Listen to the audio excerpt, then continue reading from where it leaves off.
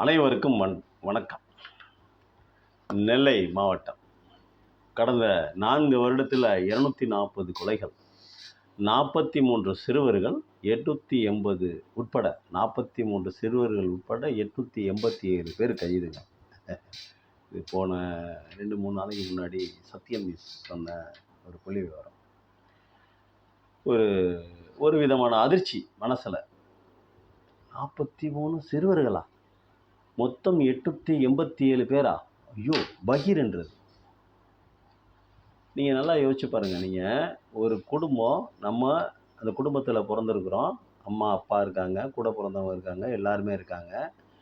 ஒரு சிறுவன் ஒரு கொலை பண்ணிட்டு உள்ளே போகிறான் அப்படின்னா அந்த குடும்பத்தினுடைய மனநிலை எப்படி இருக்குன்னு யோசிச்சு பாருங்கள். அந்த குழந்தையினுடைய மனநிலை எப்படி இருக்குன்னு யோசிச்சு பாருங்கள்.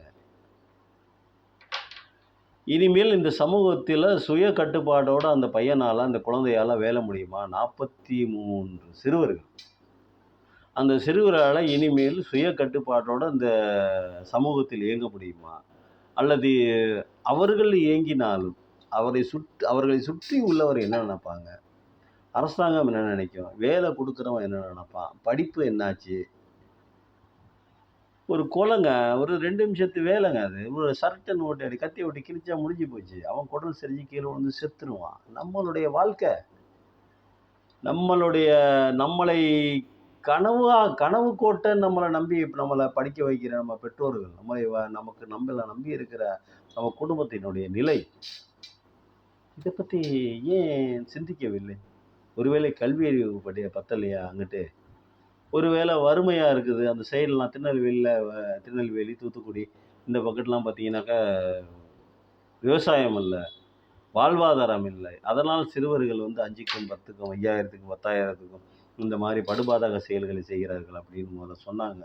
அதெல்லாம் கூட உண்மையாக இருக்குமா? இன்னுமா அப்படியேவா இருக்குது? கொஞ்சம் கூட மாற்றம் இல்லையா? ஏன் இப்போ சென்னையை சுற்றி இருக்கிற அந்த அந்த சிப்காட் அந்த மாதிரி அந்த கம்பெனியெல்லாம் கொண்டு போய் அங்கிட்டு கட்டினா தான் அவர்களுக்கு வேண்டிய சௌகரியங்களை அங்கே செஞ்சு கொடுத்தா தான் என்ன? தூத்துக்குடி பக்கத்தில் துறைமுகம் இருக்குது, எல்லாத்தையும் செஞ்சு கொடுத்தா என்ன?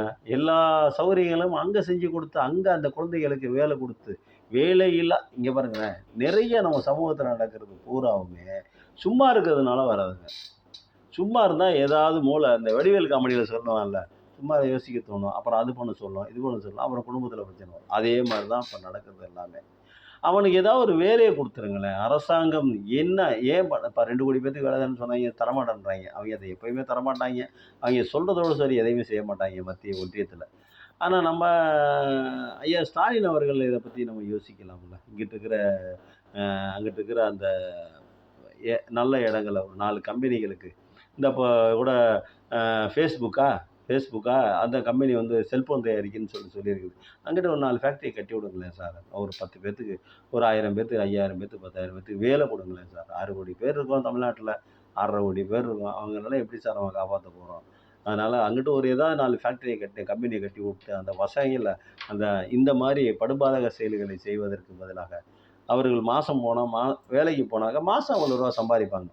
இவ்வளோ ரூபா சம்பாதிக்கிறோம், அந்த மாதிரி சம்பாரித்து கொண்டு வந்து வீட்டில் கொடுத்து அவர்களுக்கு அந்த குடும்ப பொறுப்பும் அந்த சமூக பொறுப்பும் வந்துருச்சுனாக்கா அதுக்கப்புறம் அவங்க இந்த மாதிரி வேலைகள்லாம் செய்வாங்களா அப்படிங்கிற மாதிரி இருக்குன்னா அவர்களுக்கு மனதை மாற்றுவதற்கு எனக்கு தெரிந்து சிறுவர் சிறுத்தை பள்ளியில் இருக்கிறவங்க நிறைய பேர் வெளியே வரும்போது எத்தனை பேர் திருந்தி நல்ல குழந்தைங்களாக வராங்கன்னு தெரியல. ஏன்னா நான் நேராகவே பார்த்தேன். அங்கேருந்தே அது ஒரு குற்றத்தை செய்து சிறுவர் சீர்திருத்த பள்ளிக்குள்ளே போயிட்டு அங்கே கொஞ்ச நாள் இருந்துட்டு அங்கே ஒரு சில குற்றங்களை செய்துவிட்டு அங்கேருந்து தப்பி ஓடி வராங்க. அதெல்லாம் நம்ம பேப்பரில் பார்க்குறோம். இது அரசாங்கம் என்ன செய்ய போகிறதுன்னு தெரியல. இனிமேல் இந்த மாதிரி கொலைகள் நடக்காமல் இருப்பதற்கு என்ன செய்யணும்னு தெரியல. ஏன் அந்த அளவுக்கு ஜாதி வன்மம், அந்த மன வக்கிர புத்தி, இதெல்லாம் தான் காரணம். சரியான புரிதல் இல்லாததுனால தான் காரணம். நம்ம உண்டு, நம்ம வேலை உண்டு, நம்ம பாட்டுக்கு நம்ம குடும்பம் இருக்குது, நம்ம பாட்டுக்கு ஒரு 4 காசு சம்பாதிச்சுட்டு 4 பொண்டாட்டி பிள்ளைங்களோட சந்தோஷமாக இருந்துட்டு போவோம் அப்படிங்கிற மாதிரி இருந்துட்டா பரவாயில்ல.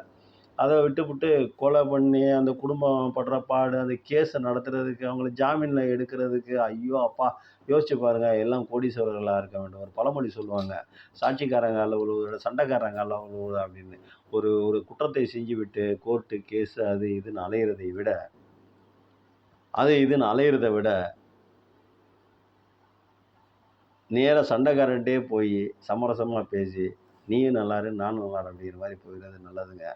இந்த 887 பேர் கைதுன்னு போட்டிருக்காங்க. இந்த 880 பேர்த்தோட வாழ்க்கை எதுக்குங்க ஆகுறது? ஒரு மனிதன் அரிது அரிது மானிடராய் பிறப்பது அரிதுன்னு சொல்லிட்டு ஔவையார் சொல்றாங்க. ஆனா 887 4 வருஷத்துல நெல்லை மாவட்டத்துல மட்டும்.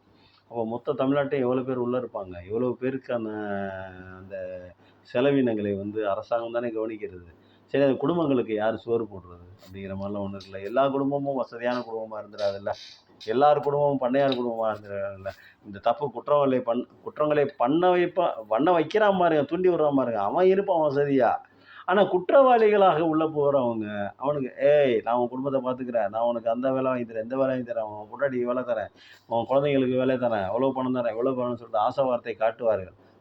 குடுக்கவும் செய்வாங்கன்னு வைங்க. ஏன்னா குடுக்கலாம் திருப்பி வெளிய வந்து அவனையும் போட்டு வாங்கின்னு வச்சுங்க நம்ம ஆளுங்க. அத விடுங்க. குடுக்கவும் செய்வாங்க. குடுத்து என்னங்க புண்ணியம்? என்ன புண்ணியம்? நீங்க நம்ம உள்ள போனதுக்கப்புறம் நம்ம குடும்பங்களுக்கு ஏன் அந்த வெளிய இருந்தோம்னா அந்த காச நம்ம சம்பாதிச்சு குடுத்துட்டு போறோம். நம்ம சம்பாதிச்சு என்ன ஒவ்வொரு கொலைக்கு என்ன 50,00,000, 1,00,00,000, 2,00,00,000 அப்படின்னா தராங்க. 50,000, 2,00,000, 5,00,000, 10,00,000 குடுப்பாய்ங்க. அது எவ்வளோ நாள் செலவு பண்ண முடியும்? அதெல்லாம் வந்து நம்ம யோசிக்கணுங்க. ரொம்ப யோசிக்கணும். இன்னைக்கெல்லாம் போட்டியான இந்த உலகத்துல வாழ்றதே கஷ்டமா இருக்குது. இந்த மாதிரியான வேலைகள்லாம் செஞ்சோம் அப்படின்னாக்க, ரொம்ப சிரமத்துக்குள்ளாயிருவோம். அந்த குடும்பம், நம்மளை சுற்றி உள்ளவர்களை பற்றி நம்ம கண்டிப்பா யோசிக்கணுங்க. ஒரு கொலைய பண்ணிட்டோம் அப்படின்னா, அதுக்கப்புறம் சமூகம் நம்மளை வேற மாதிரி பார்க்கும். நம்ம சொந்தக்காரனே நம்மள்ட்ட பேசுவாரு. நம்ம பொண்டாட்டியே நம்மள்ட்ட யோசிச்சு யோசிச்சு தான் பேசணுங்கிற மாதிரியானது. இந்த சினிமால காட்டுற மாரி மாமா, மாமா அப்படின்னு சொல்லிப்புட்டு கொலைகாரன போய் கொஞ்சிக்கிட்டு, இது பண்ணிக்கிட்டு, அவன 10 பேர், 20 பேர் கைய கட்டி நிக்கிறது.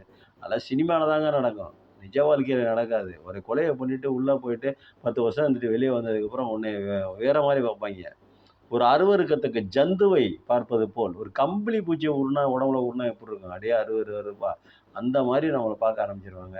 குற்ற செயல்களை செய்வதற்கு முன்பு, அதற்கு ஈடாக நீங்க வேற எத குடுத்தாலும் நல்லா சிந்திச்சு செயல்படுங்க. எல்லாத்துக்கும் எல்லாமே புத்தி இருக்குது, அறிவு இருக்குது. நம்ம தமிழ்நாட்டுல இருக்கிறோம். முற்போக்கு சிந்தனையில இருக்கிறோம். அதனால எல்லாம் நமக்கு எல்லா அறிவும் இருக்குது. நம்ம சொல்றத அட்வைஸா நினைக்க வேணாம். இதெல்லாம் வந்து உங்களுக்கு நீங்களே ஒரு சுய கட்டுப்பாட்டோடு இருக்கிறது நல்லது.